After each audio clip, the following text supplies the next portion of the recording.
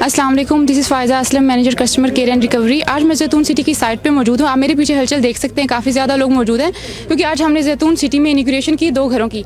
हमारे साथ मौजूद है चीफ इंजीनियर ताहिर साहब, आए उनसे बात करते हैं। अस्सलाम वालेकुम सर। वालेकुम सलाम। जहाँ तक डेवलपमेंट का तल्लक है तो हमने स्टार्ट के अंदर जो लोटस की डेवलपमेंट की थी, अब हमने अगला एरिया भी खोल दिया है। तो अगर मेन रोड से हम जाते हैं तो तकरीबन 2.5 से 3 किलोमीटर का एरिया जो है ना 150 फुट की रोड की एक्सेस हो गई है, और उसके साथ हमने तकरीबन 1000 कनाल की और डेवलपमेंट स्टार्ट कर दी है।